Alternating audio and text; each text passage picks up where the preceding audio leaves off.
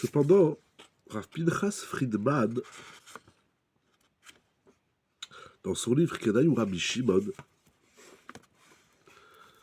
à partir duquel nous étudions ce sujet de pèleriner sur les tombeaux des tzadikim, soulève une question. Nous avons foi que les tzadikim se retrouvent dans le Gan Eden, d'où ils jouissent du sentiment de la présence de Dieu, de la Shekhinah. S'il en est ainsi, comment nous pouvons nous rendre sur leur tombeau dans ce bas monde et prier sur eux, c'est-à-dire prier sur eux, pour eux, à travers eux, par leur mérite, comme nous avons vu dans les vidéos précédentes. Donc le tzaddik n'est pas là, il est dans le Gan Eden. Donc s'il est dans le Gan Eden, pourquoi on se rend sur son tombeau pour prier sur lui? On pourrait prier même de la maison. C'est vrai que la tfila, même si nous implorons le mérite du tzaddik, et nous demandons au tzadikim de prier pour nous, devant le Kissa Kavod, devant Akadosh Baruch Hu. On peut prier de partout. Pourquoi se rendre sur son tombeau? Nous avons vu le Maharil, il dit que la tombe du tzaddik, c'est un endroit kadosh et tahor. Mais puisque le tzaddik se trouve dans le Gan Eden, alors pourquoi se rendre sur son tombeau?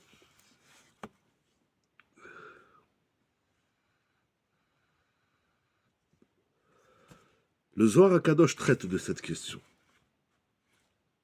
Voilà comment Rav Friedman l'aborde. Nous savons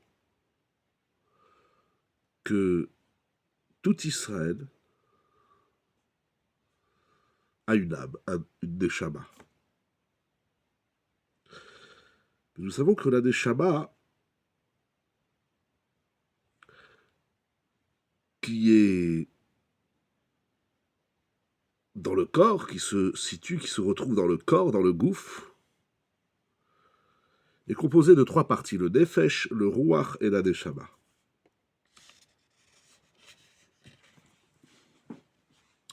Le nefesh, c'est la partie de l'âme qui se trouve dans le foie, le kaved et le sang de l'homme,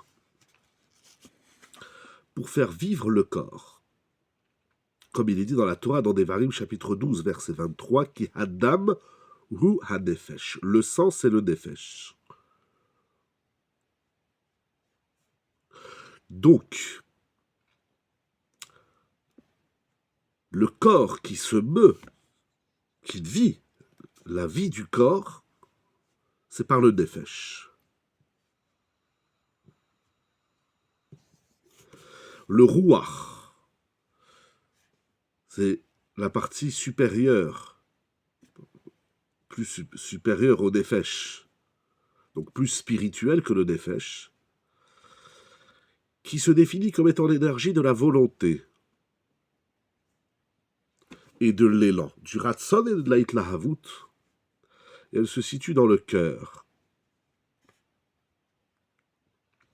C'est à partir du ruach que l'homme peut parler. La parole vient du ruach, comme il est dit dans Bereshit, chapitre 2, verset 7.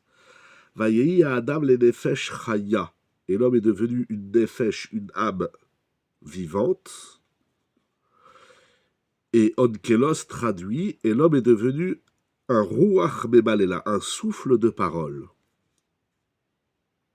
La 3e partie, c'est la neshama, qui est au-dessus du nefesh et du ruach supérieur. C'est une lumière spirituelle qui est une partie divine qui se trouve dans le cerveau, dans le moach.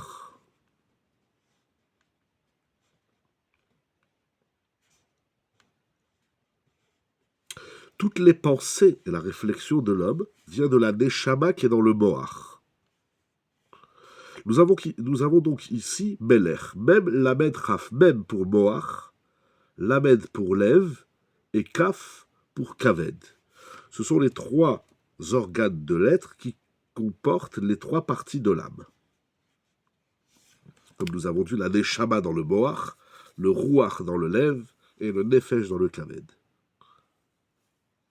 C'est la raison pour laquelle nous devons réaliser les commandements de la Torah par la pensée, la parole et l'action, afin que l'homme purifie les trois parties de l'être,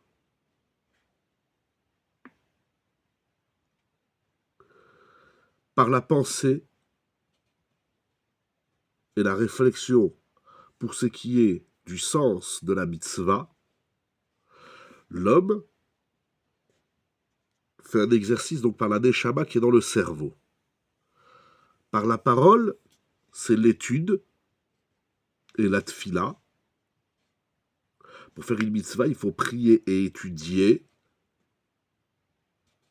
Et là, l'homme fait un exercice avec le rouar qui se trouve dans la parole. Et enfin, par l'accomplissement concret de la mitzvah, qui se fait par le corps, des références au sang qui est dans le nefesh, qui est le nefesh, qui permet au corps de se mouvoir. Voici que le tzaddik, après son décès, les trois parties de son âme, chacune va retourner à sa place. Mais la partie du nefesh, la partie inférieure de la neshama, le nefesh, elle va rester dans le olam hazé, dans ce monde-ci. Parce que le nefesh a permis au corps, donc elle est liée au corps, au physique, à la matière. Elle reste dans ce monde-ci. Le ruach va au Gan Eden, et la neshama, elle va au Gan Eden à Elion, dans la partie supérieure du Gan Eden.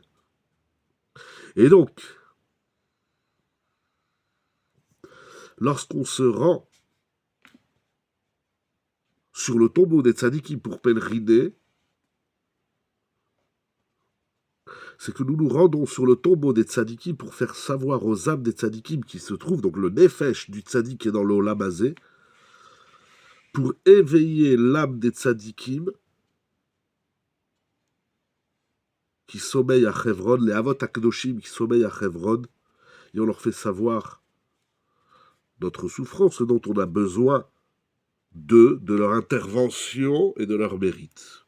Et alors toutes les âmes des tzadikim montent du Gan Eden inférieur pour le rouach, vont éveiller le rouach, les rouchot des tzadikim, et les rouchot vont monter au Gan Eden supérieur pour réveiller, en quelque sorte, informer la neshama des tzadikim, et donc les neshamot se présentent devant Akadosh Baruch Hu, et elles prient sur la souffrance du monde, jusqu'à qu'Akadosh Baruch Hu éveille, met en place, déclenche la rachamim dans le monde par le mérite de la neshama. Et ensuite, la neshama, elle descend du Gan Eden supérieur vers le Gan Eden inférieur pour faire savoir au rouach, et le rouach au nefesh, qui se trouve du tzaddik, qui se trouve dans le olam hazé.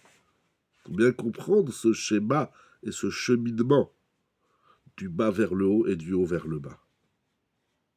C'est ça que nous enseigne le Zohar Akadosh.